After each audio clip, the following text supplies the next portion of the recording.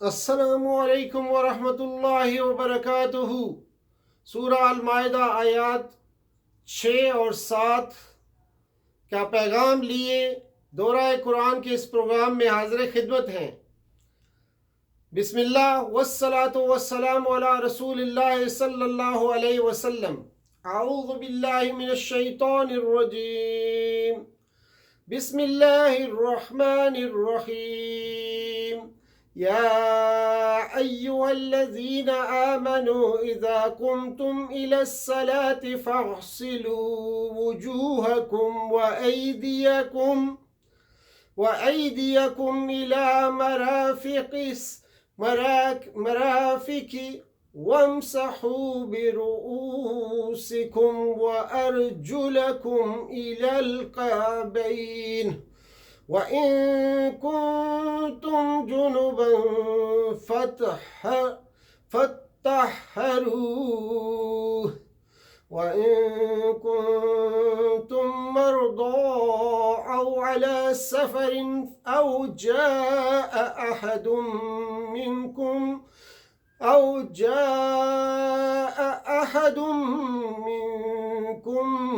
من الغائط أو لامستم النساء فلم تجدوا ماء فتيمموا صعيدا طيبا فامسحوا بوجوهكم وأيديكم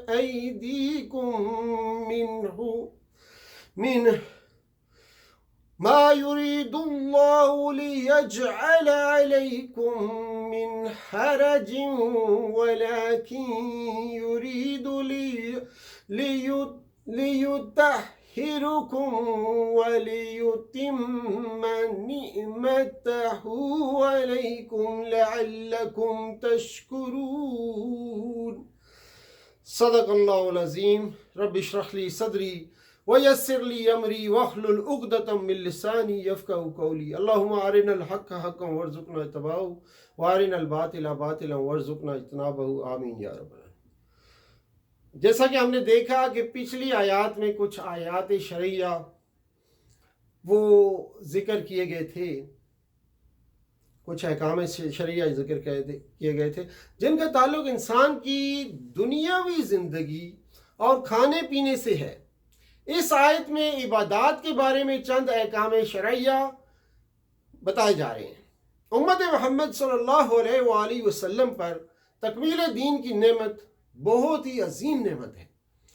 اس نعمت کا بیان سن کر انسان کی شرافت اور حق شناسی کا تقاضا یہی ہو سکتا ہے کہ اس رب کے حضور حاضر ہو کر سجدہ ریز ہو جائے۔ اس لیے ارشاد ہوتا ہے کہ جب ہمارے دربار میں حاضری کا ارادہ کرو، یعنی نماز کا ارادہ کرو، تو پاک صاف ہو کر آؤ۔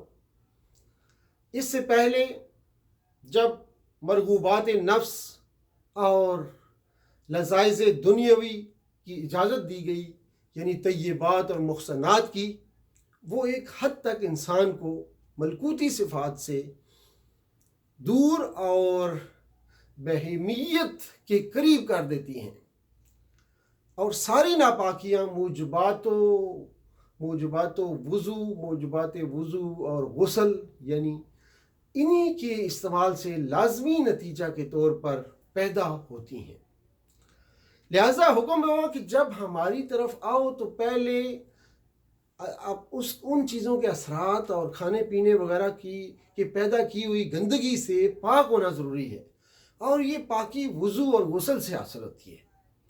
اور اللہ تعالیٰ نے یہ مہربانی فرمائی کہ نہ صرف یہ کہ وضو سے مومن کا جسم پاک ہو جاتا ہے، بلکہ وضو سے پانی کے قطرات کے ساتھ گناہ بھی جڑتے ہیں۔ چنانچہ فرمایا، یعنی سو کر اٹھو یا دنیا کے مشاغل چھوڑ کر نماز کے لیے اٹھ کھڑے ہو تو پہلے وضو کر لو، اور اگر پہلے سے وضو ہے تو پھر وضو کے اوپر دوسرا وضو فرض نہیں ہے۔ ہاں، مزید نظافت، نورانیت، نشاط حاصل کرنے کے لیے اگر تازہ وضو کر لیا جائے تو مستحب ہے اور اجر ثواب کا باعث ہوگا۔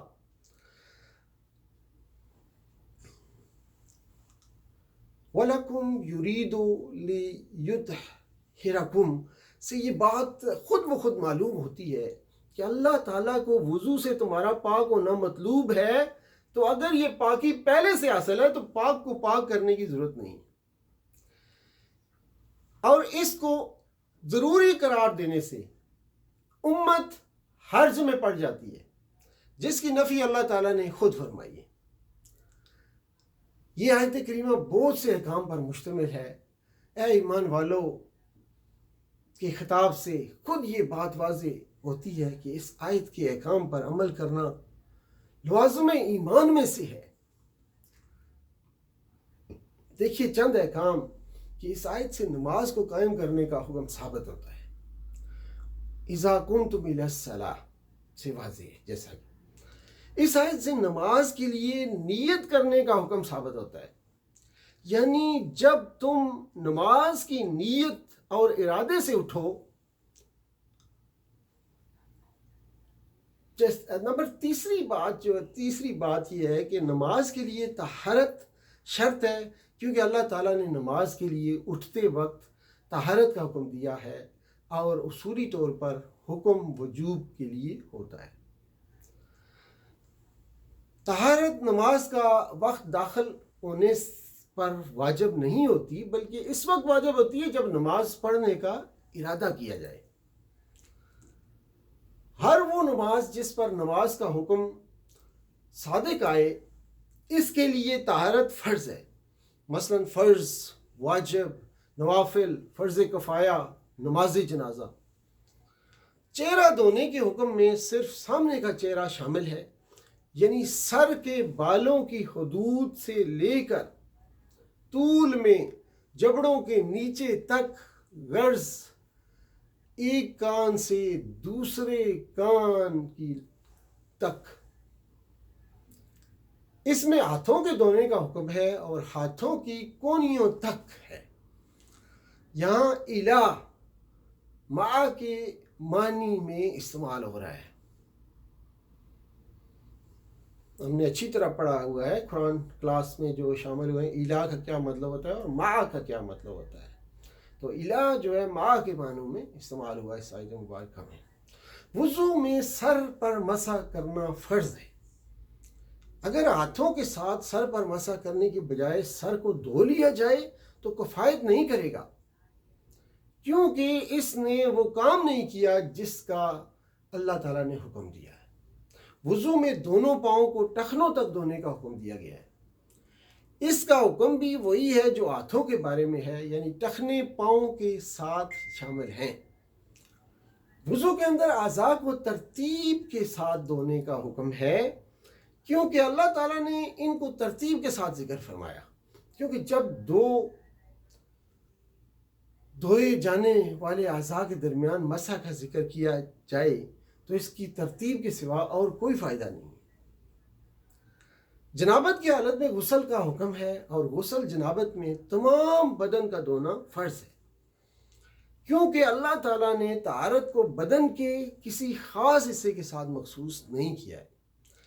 آیت میں تیمم کی مشروعیت کا بیان ہے، جو اللہ تعالیٰ کا اپنے بندوں پر بڑا احسان ہے۔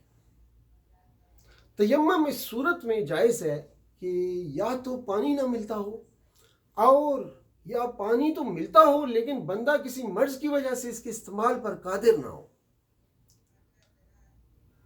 تیمم کی حکمت کے بارے میں چند چیزیں دیکھ لیتے ہیں کہ تیمم در حقیقت طہارت کی حس اور نماز کا احترام قائم رکھنے کے لیے ایک اہم نفسیاتی تدبیر دی گئی ہے۔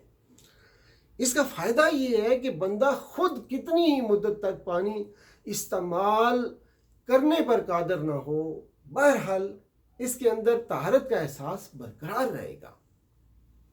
پاکیزگی کے جو قوانین شریعت میں مقرر کر دیے گئے ہیں، ان کی پابندی وہ برابر کرتا رہے گا، اور اس کے ذہن سے قابل نماز ہونے کی حالت اور قابل نماز نہ ہونے کی حالت کا فرق اور امتیاز کبھی محو نہ ہو سکے گا۔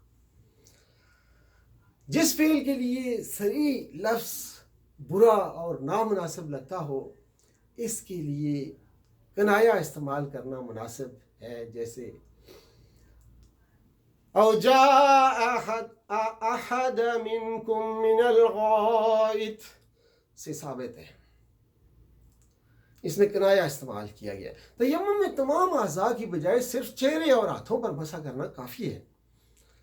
ناپاکی خواہ وضو کی ہو یا غسل کی ہو، یعنی حدث اصغر ہو یا حدث اکبر ہو، ہر قسم کی ناپاکی میں تیمم جائز ہے۔ حدث اصغر اور حدث اکبر دونوں کا محل ایک ہی ہے، یعنی چہرے اور ہاتھوں کا مسح کرنا۔ چنانچہ فرمایا یا ایھا الذین آمنوا اذا کنتم من الصلاة فاغسلوا وجوہکم وایدیکم الی المرافق وامسحوا برؤوسکم إلى الآخر الآية۔ صدق الله العظيم ونفعني وإياكم بآياته وذكر الحكيم وآخر دعوانا الحمد لله رب العالمين والسلام عليكم ورحمة الله والصلاة والسلام على رسول الله صلى الله عليه وسلم وآخر دعوانا الحمد لله رب العالمين۔